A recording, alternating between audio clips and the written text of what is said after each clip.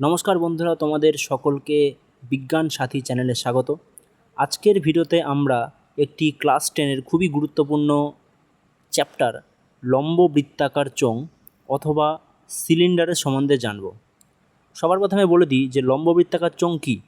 লম্ব বৃত্তাকার চোঙ একটি ত্রিমাত্রিক অর্থাৎ 3 ডাইমেনশনাল জ্যামিতিক আকার, যার একটি বক্রতল মানে বাঁকা তল এবং দুটি সমতল বর্তমান।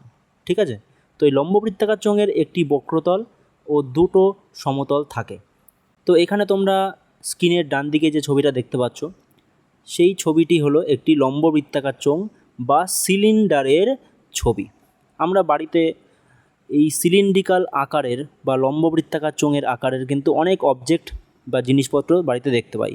ইভেন তোমাদের যে রান্নার গ্যাসের যে সিলিন্ডার, সেটাও কিন্তু সিলিন্ডার নাম অ্যাকচুয়ালি আকারের জন্য হয়েছে, সিলিন্ড্রিক্যাল শেপের দেখতে পারবে। এছাড়াও কিন্তু আমাদের বাড়িতে যে পাইপ থাকে, পাইপের কিন্তু আকার এই সিলিন্ড্রিক্যাল অথবা লম্ব বৃত্তাকার চোঙ আকৃতি হয়।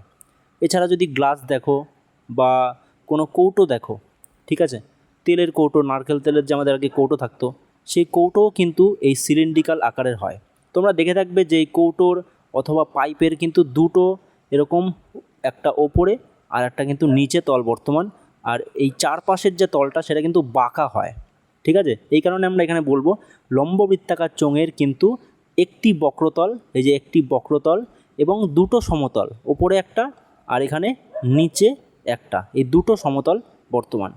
তো এবার লম্ব বৃত্তাকার চোঙ অথবা সিলিন্ডারের সম্বন্ধে জানার আগে তোমাদের আরও দুটো জ্যামিতিক আকারের সম্বন্ধে কিন্তু জানতে হবে, কারণ সেই দুটো জ্যামিতিক আকার না জানলে তুমি লম্ব বৃত্তাকার চোঙের সম্বন্ধে জানতে পারবে না। এই কারণে তোমাদের এখানে বৃত্তের সম্বন্ধে জানতে হবে। সবার প্রথমে কী জানতে হবে? বৃত্ত এবং রেক্ট্যাঙ্গেল বা আয়তক্ষেত্র। সার্কেল বা বৃত্ত এবং রেক্ট্যাঙ্গেল বা আয়তক্ষেত্রের সম্বন্ধে তোমাদের যদি জানতে না পারো তোমরা, তাহলে কিন্তু তোমরা লম্ব বৃত্তাকার চোঙের সম্বন্ধে জানবে না। তো এইখানে সার্কেল কেন লাগবে বা বৃত্ত কেন প্রয়োজন হবে? তার কারণ তোমরা দেখতেই পাচ্ছ এই সিলিন্ডারের যে ওপরের যে তল দুটো আছে, ওপর আর নিচের, এই দুটো তল কিন্তু সার্কেল অর্থাৎ বৃত্তাকারের আছে। আর চারপাশের যে তলটা আছে বক্রতল, সেটা অ্যাকচুয়ালি রেক্ট্যাঙ্গেল শেপের অথবা আয়তক্ষেত্রের শেপের আছে। তো তোমাদের এখানে কী বার করতে হবে সিলিন্ডারের? তোমাদের এখানে মেনলি সিলিন্ডারের আয়তন বার করতে হবে, সিলিন্ডারের যে বক্রতল তার ক্ষেত্রফল বার করতে হবে, সিলিন্ডারের ভূমির ক্ষেত্রফল বার করতে হবে। তো এরকম বিভিন্ন রকম কোশ্চেন কিন্তু তোমাদের এখান থেকে আসবে। তো সবার প্রথমে বলে দিই, এই তোমাদের লম্ব বৃত্তাকার বা সিলিন্ডার যেটা আছে না, তার কিন্তু ওপরের তলটা কিন্তু সার্কুলার, অর্থাৎ এই যে তলটা দেখতে পাচ্ছ, এটা কিন্তু একটা বৃত্তের আকার। এই তলটা কিন্তু একটা বৃত্তের আকার। যদি সিমিলারলি তোমরা নিচের তলটাও লক্ষ্য করো, সেই তলটাও কিন্তু এখানে বৃত্তের আকার ধারণ করেছে। বুঝতে পেরেছো? আচ্ছা, ওপরের বা নিচের এই দুটো তল কিন্তু ভূমি বা বেস, এদেরকে কি বলা হচ্ছে? ভূমি বলা হচ্ছে। ভূমি কি মানে যার উপরে ভর করে এই সিলিন্ডারটা দাঁড়িয়ে থাকছে, তাকে আমরা কি বলি? ভূমি বলি অথবা বেস বলি। বেসের ইংরেজি তোমাদের বলে দিই, বেস হচ্ছে তোমার BASE,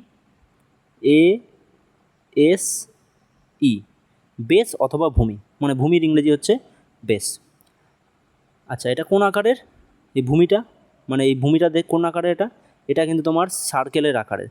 তাই তোমাদেরকে কিন্তু সার্কেলের সম্বন্ধে জানতে হবে, বৃত্তের পরিধি, বৃত্তের ক্ষেত্রফল, এগুলো কিন্তু জানতে হবে। ঠিক আছে, আর এই চারপাশের যে তলটা আছে সেটা কি বলেছিলাম? রেক্ট্যাঙ্গেল বা আয়তক্ষেত্রাকার। ঠিক আছে, আরেকটা কথা বলে দিই, এই সিলিন্ডারের উচ্চতা কাকে বলা হচ্ছে?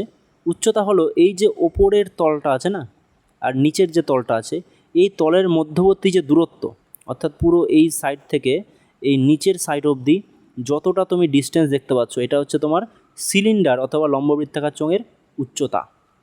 এবার আমরা লম্ব বৃত্তাকার চোঙের ভূমির সম্বন্ধে জানব।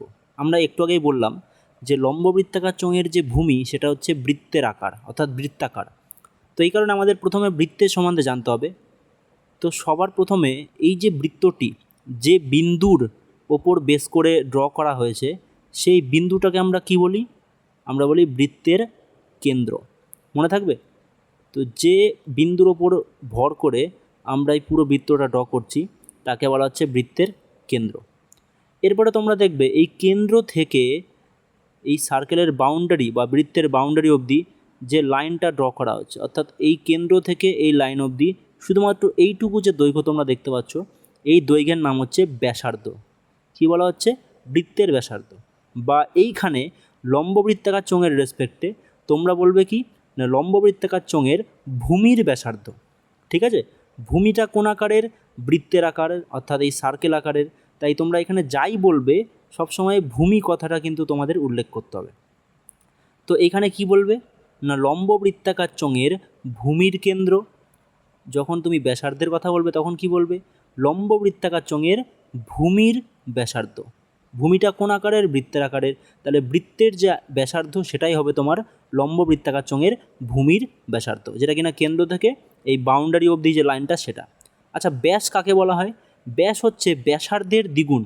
অর্থাৎ যদি আমরা এই পুরো লাইনটাকে যদি আমরা কল্পনা করি, এই পুরো দৈর্ঘ্যটা হচ্ছে তোমার এই বৃত্তের ব্যাস অথবা লম্ববৃত্তাকার চোঙের ভূমির ব্যাস। তো মনে রাখবে, ব্যাস সবসময় কিন্তু ব্যাসার্ধের অর্ধেক হয়। আমি তোমাদের ফর্মুলা বলে দিচ্ছি। এইবার আছে কি, লম্ববৃত্তাকার চোঙের ভূমির পরিধি। এইটা কিন্তু খুবই জরুরি, কারণ লম্ববৃত্তাকার চোঙের সম্বন্ধে জানতে হলে এই ভূমির পরিধি তোমাদের কিন্তু জানতে হবে। বৃত্তের যা পরিধি সেটাই হলো গিয়ে লম্ববৃত্তাকার চোঙের ভূমির পরিধি। এখানে তোমরা দেখতে পাচ্ছ আমি এখানে কিন্তু একটা লাইন, স্ট্রেট লাইন ড্র করেছি। এইটা ড্র করার একটাই কারণ হলো যে এই যে লাইনটা আছে, অর্থাৎ এটাকে তোমরা একটা তার হিসাবে ধরতে পারো। ধরো তোমার কাছে একটা তার আছে, এই তারটাকে তুমি যদি বাঁকিয়ে দাও, কার্ভ করে দাও, তাহলে দেখবে এই তারটাই কিন্তু এই বৃত্তের আকার, এই সার্কেলের কিন্তু আকার ধারণ করতে পারে। আমরা অনেক সময় এরকম করেছিলাম যে যদি এই তারকে আমরা যদি বাঁকিয়ে দিই, গোল করে বাঁকাই, বা তোমরা যদি একটা গার্ডার দেখো না, তোমাদের কাছে যে রাবারের ব্যান্ড থাকে বা গার্ডার থাকে, যেটা আমরা দিয়ে অনেক কিছু বাঁধি, ঠিক আছে, মেয়েরা যে চুল বাঁধে যে গার্ডার দিয়ে, তো সেটা কিন্তু ইনিশিয়ালি যদি কেটে যায় দেখবে এরকম লম্বা একটা স্ট্রিপের মতো আকার ধারণ করে। আবার সেটাই কিন্তু এই রাবারের ব্যান্ড মানে বৃত্তাকারের হয়ে যায়।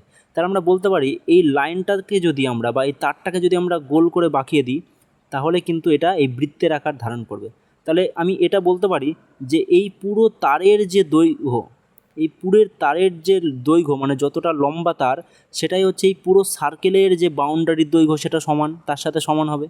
আমি কি বলতে চাইছি বুঝে নাও একবার, যে এই তারটাকে যদি আমরা গোল করে পাকিয়ে দিই তাহলে কিন্তু একটা বৃত্তের আকার ধারণ করবে। তাহলে এই তারের যা দৈর্ঘ্য হবে সেটাই হবে তোমার এই বৃত্তটির এই পুরো বাউন্ডারির দৈর্ঘ্য। আচ্ছা, বলে দিই পরিধি কাকে বলা হয়। পরিধি হলো এই বৃত্তের যে বাউন্ডারি লাইনটা আছে না, এর যে দৈর্ঘ্য তাকেই বলা হচ্ছে এই বৃত্তের পরিধি। দৈর্ঘ্যটাকে অ্যাকচুয়ালি বলা হয় না, মানে বাউন্ডারিটাকে বলা হয় হচ্ছে পরিধি। অথবা এখানে লম্ববৃত্তাকার চোঙের রেসপেক্টে আমরা কি বলবো? লম্ববৃত্তাকার চোঙের ভূমির পরিধি। বারবার কিন্তু আমাদের ভূমি কথাটা উল্লেখ করতে হবে, কারণ যেহেতু লম্ববৃত্তাকার চোঙের যে ভূমিটা আছে বা ওপরের দুটো যে সার্কেলের তোমরা সারফেস দেখলে, সেটা কিন্তু কী আকারের? সার্কেলের আকারে। তাই সবসময় আমরা কিন্তু এখানে ভূমির পরিধি কথাটা বলবো। মানে এখানে যে তোমরা দেখতে পাচ্ছ, এটাও কিন্তু ভূমি এই চোঙের, এইটাও কিন্তু বৃত্তাকার, এটাও কিন্তু বৃত্তাকার। তাই আমি কিন্তু এখন শুধু ওপরের আর নিচের এই দুটো তলের কথাই বলছি, আমি কিন্তু এখনও পার্শ্বতলে আসিনি। তো এই সার্কেলের কথা বললাম, সার্কেল জানতে গেলে তোমার কিন্তু এগুলো জানতে হবে। এই যে পুরো গোলটা তোমরা দেখতে পাচ্ছ না, দৈর্ঘ্য, গোল দৈর্ঘ্যটা, এটা হচ্ছে তোমার ভূমির পরিধি, যেটা কিনা এই বৃত্তের পরিধি, যেটা কিনা আবার এই লাইনটার যে লেন্থ, পুরো যে লেন্থ তার সাথে সমান। আচ্ছা, এবার আমরা বলবো লম্ববৃত্তাকার চোঙের ভূমির ক্ষেত্রফলের সম্বন্ধে। আচ্ছা, লম্ববৃত্তাকার চোঙের ভূমির ক্ষেত্রফল বলতে এখানে এই বৃত্তের ভেতরে এই পুরো এইখানটায় যতটুকু জায়গা আছে, যতটুকু জায়গা মানে এই পুরো ভেতরে যতটা জায়গা তোমরা দেখতে পাচ্ছ, এই পুরো জায়গাটার পরিমাণ আমরা কিন্তু সবসময় ক্ষেত্রফল দ্বারা মাপি। ঠিক আছে, কোনো একটি জায়গা কতটা বেশি, কতটা স্থান অধিকার করে আছে, সেটা কিন্তু আমরা সবসময় ক্ষেত্রফলের দ্বারা বুঝতে পারি। তাহলে বৃত্তের ভেতরে কতটা ফাঁকা জায়গা রয়েছে, কতটা স্থান রয়েছে, সেটা কিন্তু আমরা সবসময় ক্ষেত্রফলের মাধ্যমে বুঝি। তাহলে ভূমির ক্ষেত্রফল বলতে এই বৃত্তের ক্ষেত্রফলের কথা বলবো। লম্ববৃত্তাকার চোঙের ভূমির ক্ষেত্রফল বলতে আমরা এখানে কিন্তু বৃত্তের ক্ষেত্রফলের কথা বলবো। তাহলে এখানে তোমরা যে ছবিটা দেখতে পাচ্ছ লম্ববৃত্তাকার চোঙের, ভূমি মানে কি? এই ওপরেরটা আর নিচেরটা। তো এই সার্কেলটার যা ভেতরে জায়গা আছে বা জায়গা আছে, সেটাই হচ্ছে তোমার ভূমির ক্ষেত্রফল।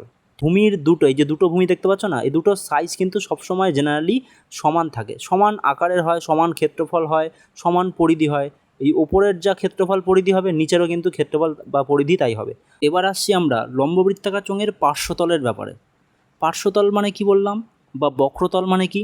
তোমরা এই চোঙের তো এইবার আগের বার ভূমির কথা জানলে, এই ওপর আর নিচের, এই ওপর আর নিচের তলটাকে বাদ দিলে এই যে কার্ভ যে তলটা আছে না, বাঁকা তলটা, যেটা কিনা অ্যাকচুয়ালি যদি আমরা মাঝখান থেকে কাটি তাহলে কী বেরোবে, একটা আয়তক্ষেত্রের আকার এরকম ধারণ করবে।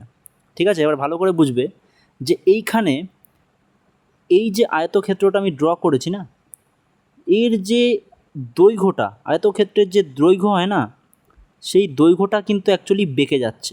যখন আমি আয়তক্ষেত্রটাকে বাঁকাবো তখন কিন্তু এই যে দৈর্ঘ্যটা আছে এটা বেঁকে যাবে, বেঁকে গিয়ে কিন্তু এই সার্কেল অথবা বৃত্তের আকার ধারণ করবে।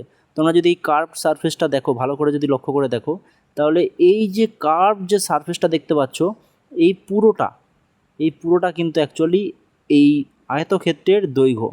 আর এই যে তোমরা হাইটটা দেখতে পাচ্ছ, লম্ববৃত্তাকার চোঙের যে উচ্চতা তোমরা দেখতে পাচ্ছ এখানে, এই পুরো দৈর্ঘ্যটা কিন্তু অ্যাকচুয়ালি এই আয়তক্ষেত্রের প্রস্থ। তাহলে যেটা আয়তক্ষেত্রের প্রস্থ সেটা লম্ববৃত্তাকার চোঙের কিন্তু উচ্চতা। যেটা আয়তক্ষেত্রের দৈর্ঘ্য, এই পুরো লেন্থটা, সেটা অ্যাকচুয়ালি লম্ববৃত্তাকার চোঙের ভূমির পরিধি। এখানে তোমরা যে ক্যানের ছবিটা দেখতে পাচ্ছ, এই ক্যানের ছবিতে এই ক্যানটাকে যদি আমি মাঝখান থেকে কেটে দিই তাহলে দেখবে এটা একটা শীটের আকার ধারণ করবে। কোন শীট? এর আয়তক্ষেত্রের আকার ধারণ করবে। তোমরা নিজেরাই কল্পনা করো, তাহলেই বুঝতে পারবে যে মাঝখান দিয়ে যদি কেটে দিয়ে যদি বাড়ি মেরে মেরে যদি একদম শীটের আকার ধারণ করাই তাহলে দেখবে এটা একটা কিন্তু এই আয়তক্ষেত্রের আকার ধারণ করবে।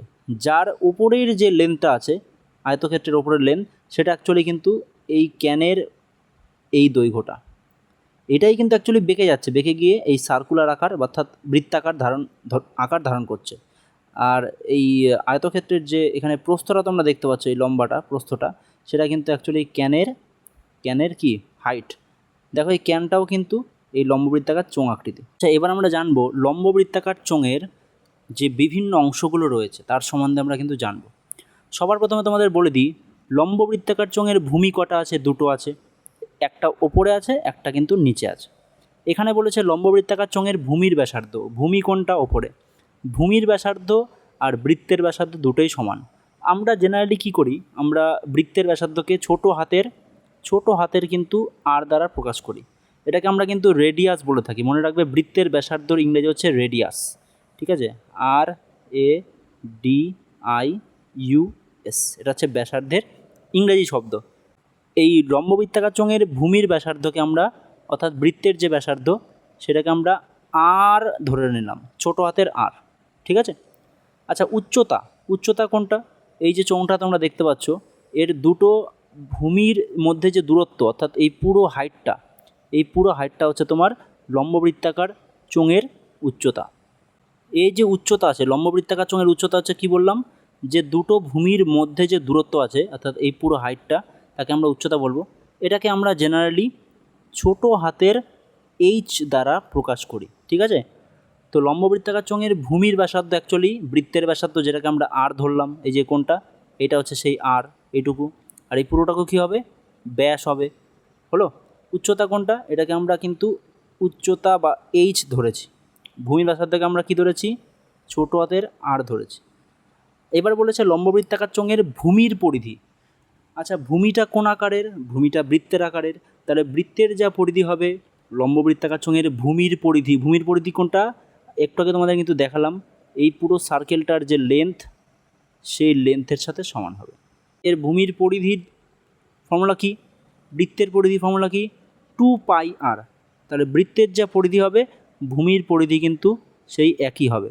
তাহলে 2πr, এটা হলো গিয়ে তোমার লম্ববৃত্তাকার চোঙের ভূমির পরিধি। মনে থাকবে, এগুলো কিন্তু মনে রাখতে হবে। এরপরে কি বলেছে? লম্ববৃত্তাকার চোঙের ভূমির ক্ষেত্রফল। লম্ববৃত্তাকার চোঙের ভূমি কোন আকারের? বৃত্তাকারের। বৃত্তের ক্ষেত্রফলের ফর্মুলা কি? πr²। তাহলে ভূমির ক্ষেত্রফল, অর্থাৎ এই পুরো ভেতরে কতটা জায়গা আছে, ওপর আর নিচে কতটা জায়গা আছে, এটাকে আমরা কী বলবো? ভূমির ক্ষেত্রফল। তার ফর্মুলা কী হবে? πr²। মনে থাকবে। তো লম্ববৃত্তাকার চোঙের ভূমির ক্ষেত্রফল হচ্ছে πr²। এগুলোকে আমরা কিন্তু সবসময় ইউনিটে মাপবো, মানে সেমি, মিলিমিটার, যা ইউনিট থাকবে সেই ইউনিটে কিন্তু আমরা বলবো। এরপরে কি বলেছে, লম্ব বৃত্তাকার চোঙের পার্শ্বতলের ক্ষেত্রফল। পার্শ্বতল মানে কি? পার্শ্বতল হচ্ছে এই তলটা। এই তলটা কোন আকারের? তোমাদের একটু আগে বলেছিলাম এই তলটা কিন্তু একটি আয়তক্ষেত্র আকারের। আয়তক্ষেত্রের ক্ষেত্রফলের ফর্মুলা কি? দৈর্ঘ্য গুণ প্রস্থ, তাই তো? আমরা কিন্তু এটা সবাই জানি যে আয়তক্ষেত্রের ক্ষেত্রফলের ফর্মুলা হচ্ছে দৈর্ঘ্য গুণ প্রস্থ। তাহলে এইখানে দৈর্ঘ্যটা কি? এইখানে দৈর্ঘ্যটা কোথা থেকে আসলো? আমি একটু আগেই বললাম যে পার্শ্বতলটা আয়তক্ষেত্রের আকারের, তাহলে দৈর্ঘ্যটা কি? দৈর্ঘ্যটা হচ্ছে কি বলেছিলাম তোমাদের একটু আগে, তোমাদের আঁকিয়ে কিন্তু আমি দেখিয়ে দিয়েছিলাম যে এইখানে যে পার্শ্বতলটা আছে, এখানে যে পার্শ্বতলটা আছে সেই তলের দৈর্ঘ্যটা কি? এটা দৈর্ঘ্য, বুঝতে পারলে? তো এই দৈর্ঘ্যটা অ্যাকচুয়ালি ওপরে যে ভূমিটা আছে না, সেই ভূমির পরিধি হচ্ছে এর দৈর্ঘ্য। বোঝা গেল? এই ভূমির যে পরিধি, এই পুরো পরিধিটাই হচ্ছে তোমার এর কিন্তু আয়তক্ষেত্রের দৈর্ঘ্য। মনে থাকবে? তাহলে আয়তক্ষেত্রের দৈর্ঘ্য হচ্ছে চোঙের ভূমির পরিধির সাথে সমান। তাহলে পার্শ্বর তলের ক্ষেত্রফল হচ্ছে তোমার ভূমির পরিধি। আয়তক্ষেত্রের ভূমির পরিধি লিখে দিই, কী লিখব? ভূমির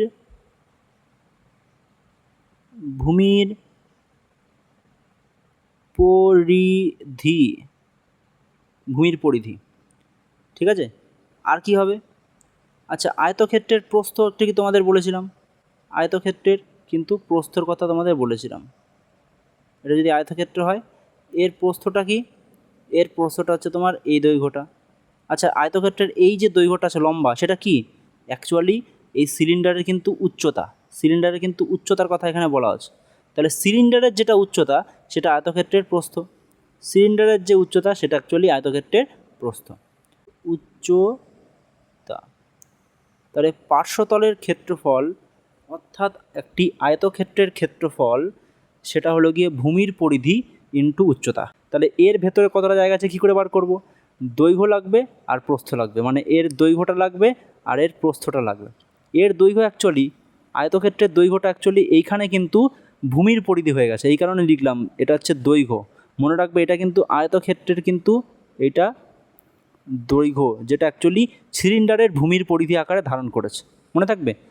আর যেটা আয়তক্ষেত্রের প্রস্থ সেটা কিন্তু তোমার সিলিন্ডারের উচ্চতার আকার ধারণ করেছে, এই কারণে আমরা এখানে লিখলাম ভূমির পরিধি ইন্টু উচ্চতা। এটা কিন্তু অ্যাকচুয়ালি এই যে আমাদের কাছে যে তোমার ইটা আছে, আয়তক্ষেত্রটা আছে, তার দৈর্ঘ্য গুণ প্রস্থ। বুঝতে পারছো কী বললাম? লম্ববৃত্তাকার চোঙের পার্শ্বতলের ক্ষেত্রফল মানে এই পুরো জায়গাটা, ওপরের তল কিন্তু আমরা এখানে ধরছি না। পার্শ্বতল যখন বলবে তখন কিন্তু আমরা ওপরের তল দুটো কিন্তু ধরবো না, আমরা শুধুমাত্র এই চারপাশের এই তলটার কথা কিন্তু ধরবো, যেটা অ্যাকচুয়ালি একটা আয়তক্ষেত্রের আকার ধারণ করে।